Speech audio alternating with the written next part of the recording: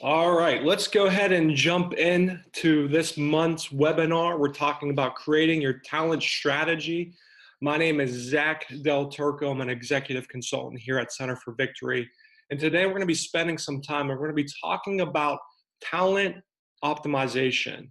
And what we're going to do, just a framework and kind of an agenda to set before you. We're going to spend about 25 minutes talking about talent optimization, or TO, and then we're going to spend about 10 minutes doing some questioning and answering. So if you guys have any questions, go ahead and write those down, and then towards the end of our webinar, we'll go ahead and answer those questions. So some of you guys are probably wondering, what is TO? What is talent optimization? See, talent optimization is aligning your people strategy with your business strategy to accomplish your business results. I'll go ahead and say that one more time. Talent optimization, or TO, is aligning your people strategy with your business strategy to accomplish your business results. And what I want to do is I want to break it down into 4 different categories, or they call it aptitudes within TO. And I just want to give you the high points of this. And then if you guys have any questions or you want to learn more about this, go ahead and give us a call. I'll have our number at the end of this webinar. But what is talent optimization? It's made up of 4 different categories, or they call them aptitudes. The first one is diagnose. The second one is design. The third one is hire. And then the last one is inspire. And what I want to do is I want to spend the time that we have together in breaking down diagnose, design, hire, inspire into different categories. So let's go ahead and jump into that. So here we go. Diagnose. What is diagnose? It's this.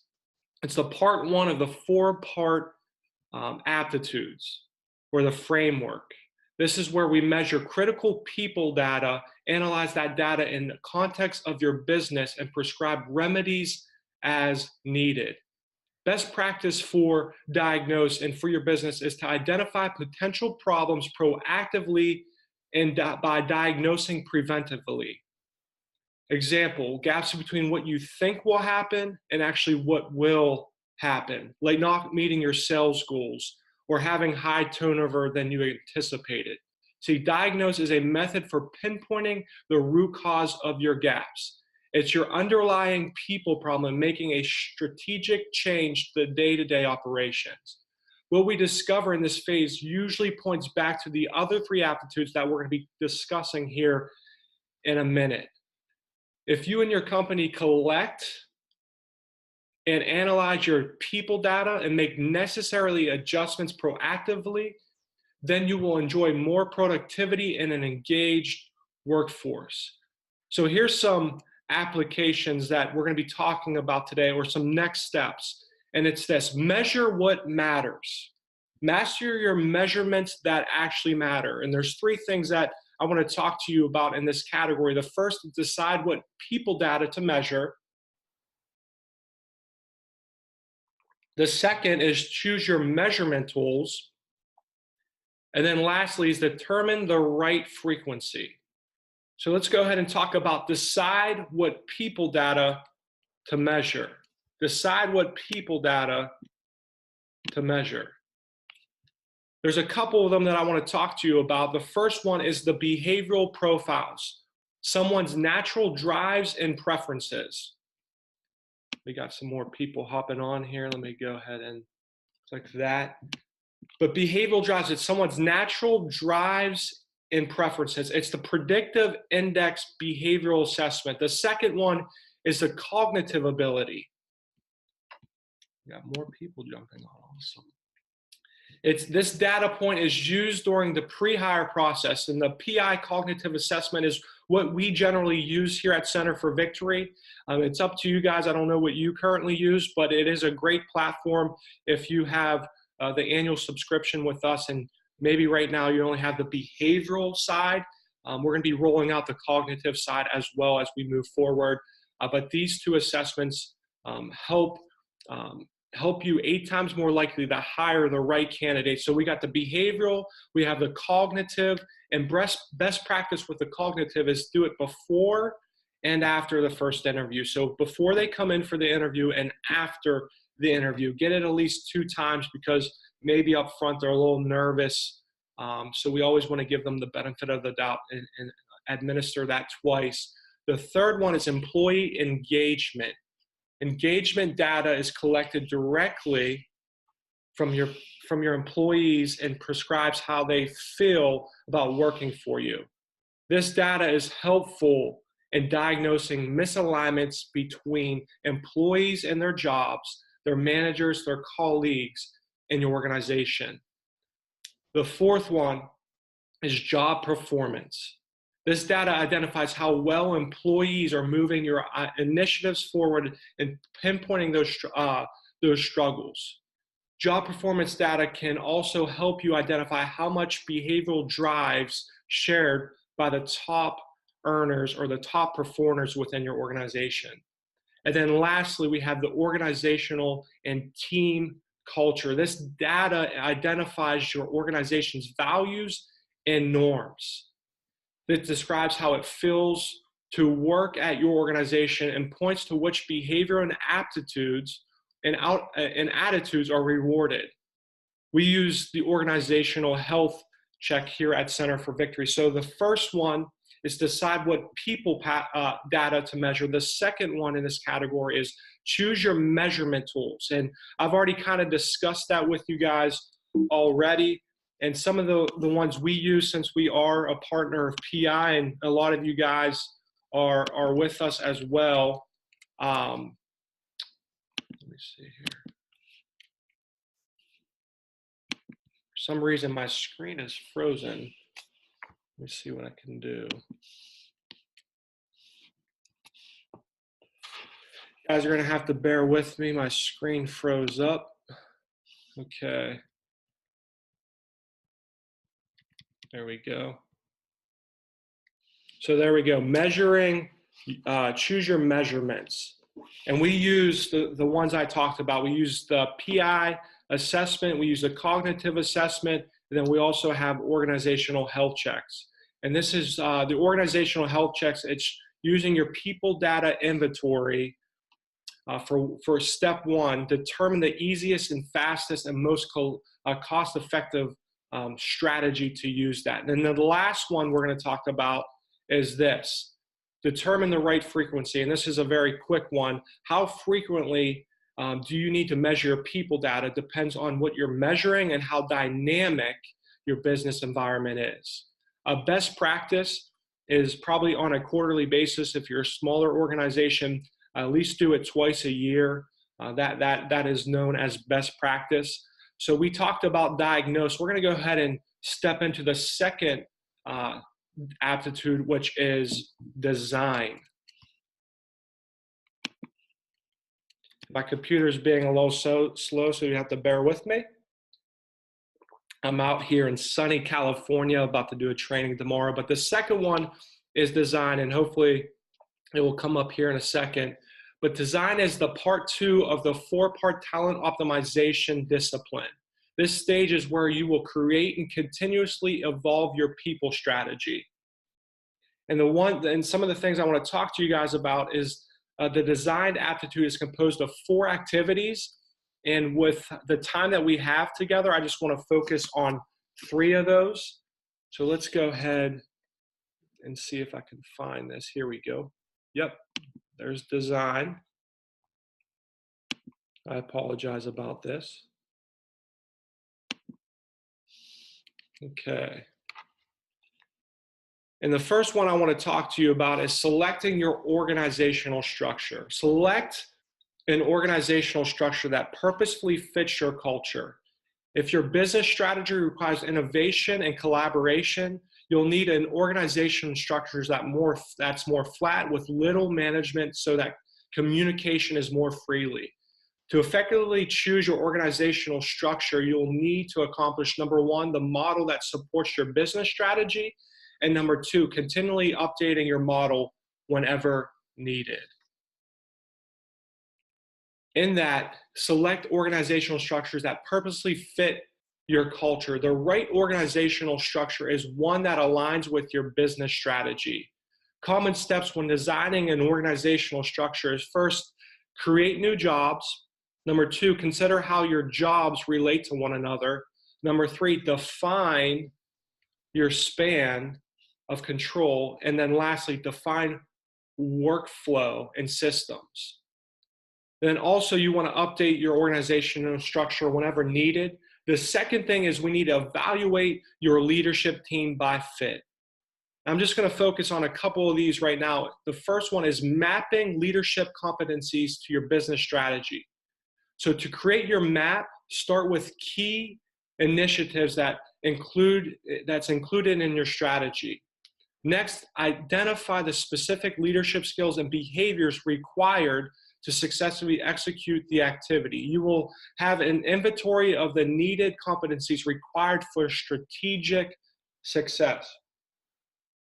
Another one is to identify senior leaders fit to the required competencies.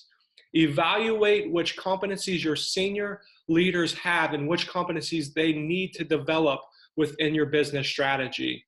And sometimes your senior management, they might not have those competencies. So what we kind of tell our clients is, you can either hire outside of the organizations to bring those competencies into your senior management, or you can delegate to people that are underneath you. It's really up to you. The third one is develop and execute a plan to address leadership gaps. In our organizations, a lot of us probably do have those leadership gaps. And when you identify those gaps between the leadership ability needed and those present in an individual senior level, or choosing a group of senior leaders, you must turn your attention to closing that gap. It's super important that you know that people can be stretched and grown through self-awareness, but maybe, just maybe, they do not fit within your organization. Number four is embrace a philosophy of leaders at every level. I think this is so important, especially with millennials coming into the workplace. It's important that we as leaders develop the younger people coming into our organization, because the truth is the senior leaders, they're going to be moving on eventually. And if we don't have leaders that we're raising up, then we're going to have that gap. The second thing is leaders exit the organization all the time. So this will create a void in your leadership structure. So when you develop leaders, and look at your culture, look at your core values, look at your mission and vision, but also use predictive index of behavioral and cognitive to make sure you're getting the right people for the right fit. And then lastly, establish your culture. This word culture, I don't know if it's a buzzword right now, but I think it's so important that we know our culture, and we must view establishing our company's culture as one of the most important activities we do. See, culture is this. It's the intangibles in your workplace. It's what you don't see, but it's what you feel. Organizational culture can either help or hinder the way your employees identify with our company or your company and its mission. Organizational culture represents your business core values, your rewarded behaviors, and ultimately your performance drivers. And what I want to do is I want to just give you 3 best practices to create a culture that aligns with your business strategy. And I'll keep this very brief. The first one is this, if you're taking notes: map culture factors to the strategy. I'll say that again: map cultural factors to the strategy. This is simple. It's a positive culture whose core values align with the business strategy. You have to decide and choose core values and behaviors you want your employees to embody. The second thing to having and creating a culture is this: identify current culture fit in relations to business strategy. Assess your organization culture by using a combination of engagement surveys, focus groups, simple observation. And some of the things you could do is to examine these dimensions is the first is your jobs. Do your employees fit their job? Are they a good fit?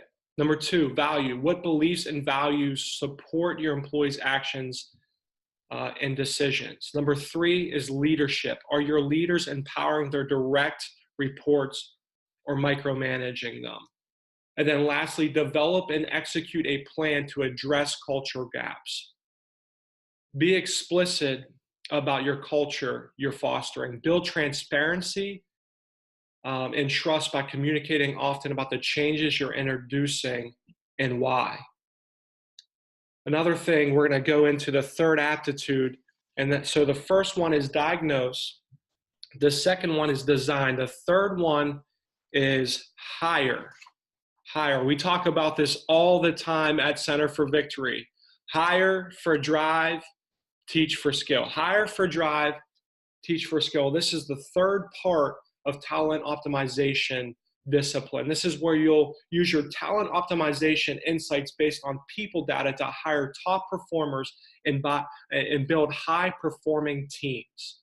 The ability to hire will set you up in your organization for the future.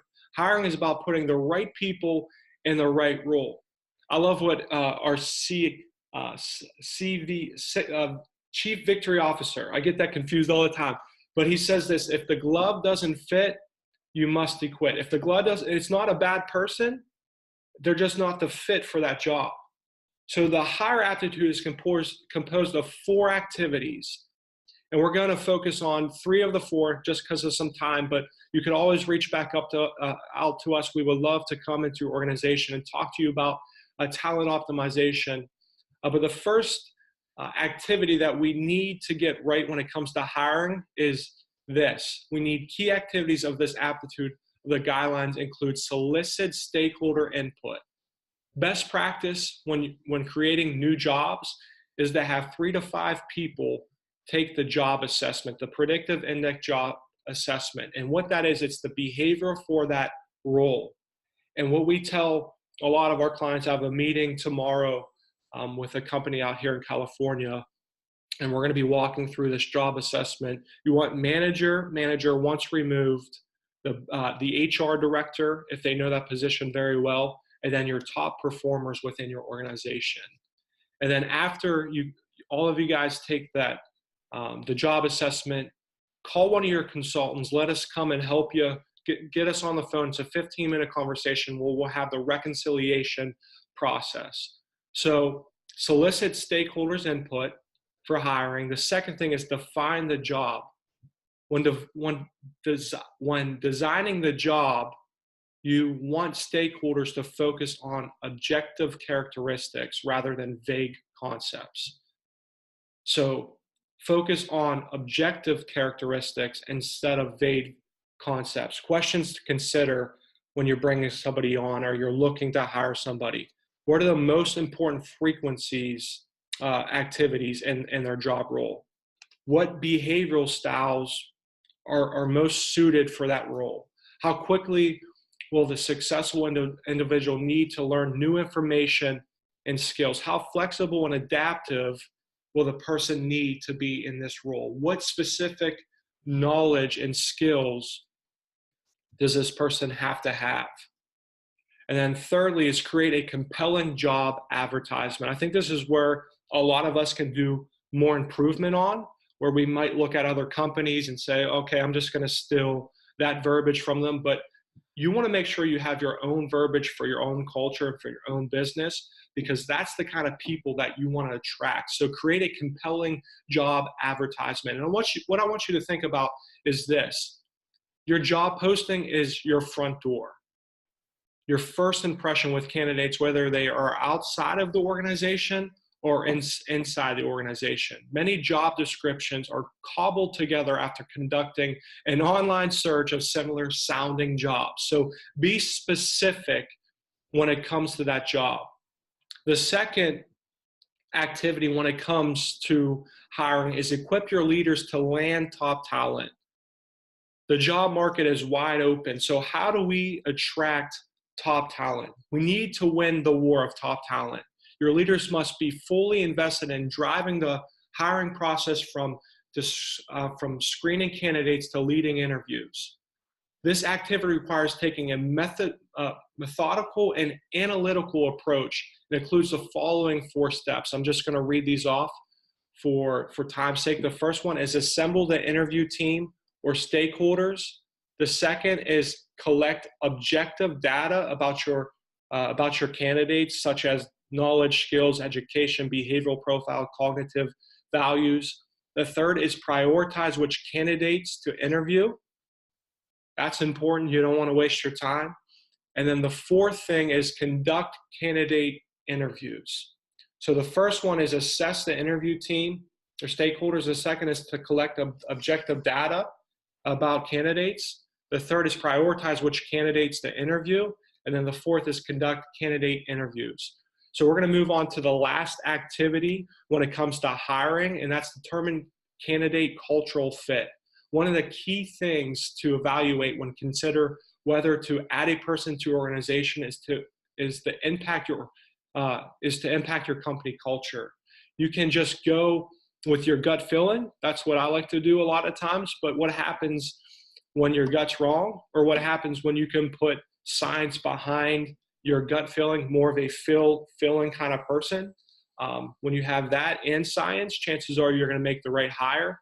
But you want to ensure candidates fit your organizational structure, along with setting the expectation of your culture when candidates come in. So we're going to kind of wrap this up with the last aptitude, which is inspire. How do we inspire our employees? How do we inspire people who are onboarded and a part of our organization?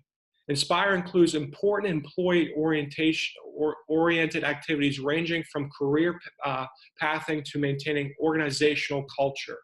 Inspire also includes enhancing that critical relationship between an employee and their direct manager. And the Inspire aptitude is composed of 4 activities, but I'm just going to give you one for time's sake. The first one that I'm going to give you, and the last one, is creating new jobs and career paths. I'll just give you kind of a little testimonial. Right out of college, I went into medical sales, and I realized a couple months in that based on the company structure, that there wasn't much room to move up. The only place I could move up is to take my boss's position, and he wasn't going anywhere.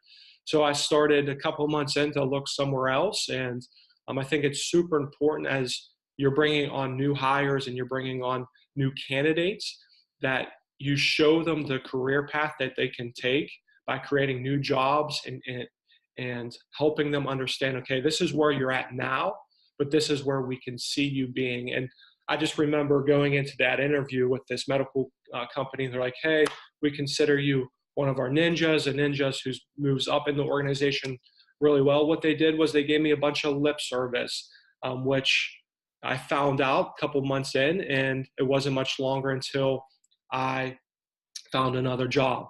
So let's recap. What is talent optimization? Talent optimization is aligning your people strategy with your business strategy to get business results. I'll say that just one more time to sum this up. It's talent optimization is aligning your people strategy with your business strategy to get business results. And the 4 aptitudes to do that within talent optimization is diagnose, design, hire, and inspire. So what we're going to do now is we're going to open up the platform for any questions that you might have. I will give you guys a couple minutes, 2 to 3 minutes. If we don't have any questions, we'll go ahead and wrap up the webinar for today. It looks like we might have a question here. Let them know. Okay. Sorry about that.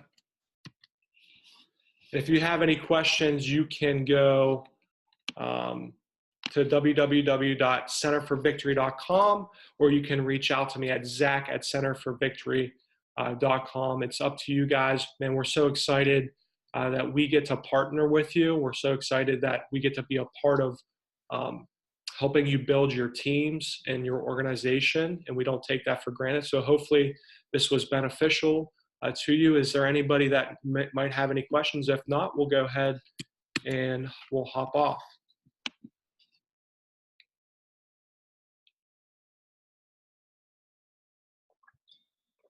And also, if you would like these slides, we can email them to you. Just go ahead and email me at zack@centerforvictory.com, and I could shoot you over the slides.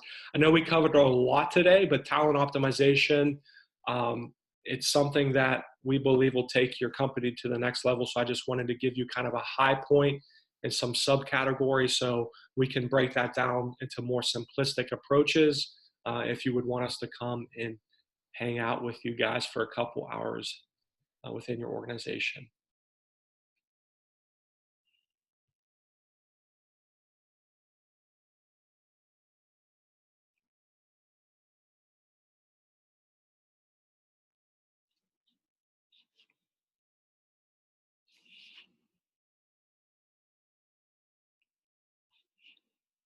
All right, guys. Well, hey, it's great spending the first half hour of my day with you.